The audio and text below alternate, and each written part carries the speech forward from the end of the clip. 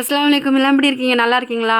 So என்ன அப்படின்னு பார்த்தாக்கா, இன்றைக்கி தூங்கி எழுந்தோடனே ஒரே பல சிந்தனைகள் முளைக்கல. என்னன்னாக்கா, என்ன சமைக்கணுன்றது தெரியல. ஏன்னா ஸ்கூல் டேல மண்டே டு சாட்டர்டே வரைக்குமே ஸ்கூல் டேன்றதுனால காலையில் எழுந்தோடனே இது சமைக்கணுமா, அதை சமைக்கணுமா, இப்படி சமைக்கணும் என்னென்னமோ யோசிச்சுட்டு இருப்பேன். நான் யோசிக்கிறது ஒன்று, காலையில் சமைக்கிறது ஒன்றா இருக்கும். ஸோ அந்த மாதிரி நைட்டெல்லாம் ஒரு மாதிரி மைண்டுக்குள்ளே ஓடிக்கிட்டே இருக்கும். என்ன சமைக்கணும், என்ன சமைக்கணும். சரி தூங்கி எழுந்துச்சி வந்து கிச்சனை பார்த்தாக்கா, என் கிச்சன் ஃபுல்லாக ஜாமான் கிடந்துச்சு. ஏன்னா சண்டே பசங்க வீட்டில் இருந்தாங்க, கொஞ்சம் ஒர்க்கெல்லாம் நிறையா இருந்ததுனால நைட்டு நான் என் வேலையை முடிக்கலை. அதனால் காலையில் ஏஞ்ச உடனே ஃபஸ்ட்டு போயிட்டு டீயை போட்டு குடிச்சிட்டு அதுக்கப்புறம் என்ன சமைக்கலாம் அப்படின்னு பார்க்கும்போது, சரி கிச்சனில் அப்படியே ஜாமான் இருக்குது, அதையும் விளக்கி வச்சுருவோம். வச்சுட்டு அதுக்கப்புறமா போயிட்டு நம்ம என்ன சமைக்கிறதுன்னு முடிவு பண்ணிக்கலாம் அப்படின்னு சொல்லிட்டு எல்லாம் பண்ணிவிட்டு அதுக்கப்புறம் கொஞ்சம் வெங்காயம் தக்காளி கட் பண்ணி வச்சுக்கிட்டு யோசிச்சுக்கிட்டே இருந்தாக்கா, அப்புறம் தான் ஞாபகம் வந்தது, ஃப்ரிட்ஜில் சிக்கன் வச்சுருந்தேன். ஆஹா! நம்ம நேற்று தான் சிக்கன் எடுத்து வச்சோம். இன்றைக்கி பிரியாணி செய்யலாம் குழந்தைங்களுக்கு அப்படின்னு சொல்லிட்டு, ஓகே போயிட்டு ஒரு பிரியாணியே செஞ்சிடலாம் அப்படின்னு சொல்லிட்டு, அப்படியே கிச்சனுக்குள்ளே வந்துட்டேங்க. இதுக்கு மேலே நடக்கிறதெல்லாம் நீங்கள் எல்லாமே நான் ரெடி பண்ணி வச்சுருந்ததுனால, ஸோ நான் சிக்கன் 65 வறுத்தேன். அந்த எண்ணெய் இருந்தது, அதை போட்டுக்கலாம், எதுக்கு வேஸ்ட் ஆக்கிட்டு அப்படின்னு சொல்லிட்டு அதை போட்டுட்டு அதில் கொஞ்சம் பட்டை லவங்கெல்லாம் போட்டு வச்சுருந்தேன். பட்டை லவங்கெல்லாம் கொஞ்சம் பொரிஞ்சு வந்த உடனே வெங்காயத்தை போட்டுட்டேன். ஸோ இந்த வெங்காயத்தை போட்டுட்டு நல்லா வதக்கின்னு இருந்தேன். காலை நேரம் ரொம்பவே மழை டைமாக இருந்துச்சா, அதனால் என்னால் ஜன்னலை திறக்க முடியல. ஏற்கனவே பனிமூட்டமாக இருக்குது. இங்கே சமைக்கும்போது அப்படியே இந்த புகை அடிச்சுக்கிட்டே இருந்துச்சு. சரி ஓகேன்னு சொல்லிட்டு வெங்காயத்தை நல்லா வதக்கிக்கிட்டு இருந்தேன். வெங்காயம் கொஞ்சம் வதங்கினோடனே அதில் கொஞ்சம் பச்சை மிளகா தூக்கி போட்டேன். சரி அப்படியே நீயும் சேர்ந்து எங்கே வதங்கிட்டு அப்படின்னு சொல்லிட்டு பச்சை மிளகா தூக்கி போட்டுட்டு அதையுமே போட்டு நல்லா கிண்டிக்கிட்டு இருந்தேன். அதுக்கப்புறம் பார்த்தாக்கா, வெங்காயத்தை பார்க்கவே செம்மையாக இருந்துச்சு. ஏன்னா அந்த கலர் அப்படியே ப்ரௌன் கலராக மாறி சூப்பராக இருந்துச்சு. ஓகே இதோட என்ன பண்ணலாம் அப்படின்னு யோசிச்சுட்டு இருக்கும்போது, சிக்கனை எடுத்து ஃப்ரிட்ஜிலேருந்து வெளில வச்சா அது ஐஸ் கட்டியாகவே தான் இருக்குது. ஏன்னா தண்ணியும் ரொம்ப கூலிங்காக இருக்கிறதுனால அது சீக்கிரமாக ஆகலைன்ட்டு திரும்ப போயிட்டு 4-5 சுடு தண்ணி வச்சு அதை வச்சு அதுக்கப்புறம் கொஞ்சம் மெல்ட் ஆனதுக்கப்புறம் தக்காளியை கொட்டி விட்டு, தக்காளி கொஞ்சம் 2 கிண்டி விட்டேன். கிண்டினதுக்கப்புறம் அதில் சிக்கனை தூக்கி போட்டேன். அதுலேயும் உங்களுக்கு பார்க்கும்போதே தெரியும், இன்னும் கொஞ்சம் அந்த ஐஸ் கட்டி தன்மை போயிருக்காது. ஏன்னா ரொம்ப இதே 5 மணிலேருந்து தண்ணியில் இருந்துச்சு. நான் சமைக்க வந்தது 6:30 மணி.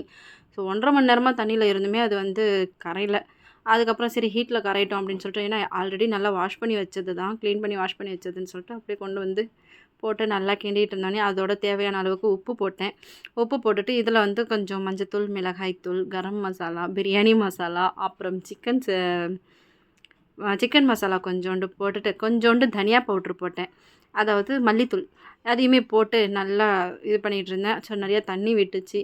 அதுக்கப்புறம் அதை கொஞ்சம் அதுலேயே வேக விட்டுட்டேன். ஏன்னா குட்டி குட்டி பீஸாக தான் நான் வச்சுருந்தேன். பசங்க இன்றைக்கி சிக்கன் 65 கேட்டாங்க. சரி இப்போ சிக்கன் 65 செட் ஆகாது அப்படின்னு சொல்லிட்டு நான் இங்கே பண்ணேன். அதில் கொஞ்சம் தயிர், இஞ்சி பூண்டு எல்லாம் போட்டு நல்லா ஃப்ரை பண்ணிக்கிட்டே இருந்தேன். ஸோ அதனால் தண்ணி நிறையா இருந்துச்சு. கொஞ்சம் தண்ணி விட்டதுக்கப்புறம் நான் இன்றைக்கி ஒரு படி சாதம் தான், ஒரு படி அரிசிக்கு அதுக்கு தகுந்த மாதிரி தண்ணி தான் போட்டேன்.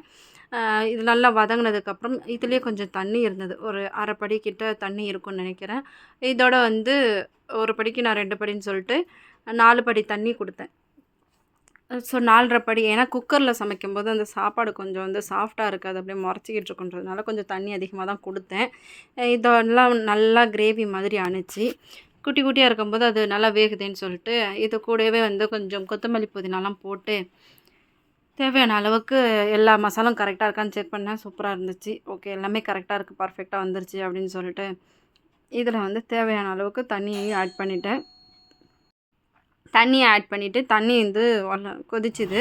கொதித்தோடனே நான் இங்கே வாஷ் பண்ணி வச்சுருந்தேன் அரிசி எடுத்து போட்டுட்டு அதை நான் உடனே குக்கரை மூடலை. நல்லா கொதி வந்தோடனே அரிசியை கொட்டிட்டு ஒரு மீடியம் பதம், ஏன்னா ஒரு விசில் விடுற வரைக்கும் தான் நான் அதை வேக விட்டேன். அதுக்கப்புறம் மூடிட்டேன், குக்கரை போட்டு மூடிட்டு ஒரு விசில் வர வரைக்கும் வச்சுருந்தேன். ஒரு விசில் வந்ததுக்கப்புறம் நான் அடுப்பை ஆஃப்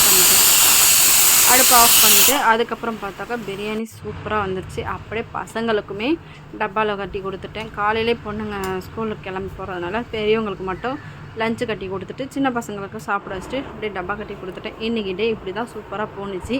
இதேமாரி டெய்லியும் நான் போகணுன்னு நினைக்கிறேன். இந்த வீடியோ உங்களுக்கு பிடிச்சிருந்ததுன்னா லைக் பண்ணுங்கள், ஷேர் பண்ணுங்கள், சப்ஸ்கிரைப் பண்ணிடுங்க. Thanks for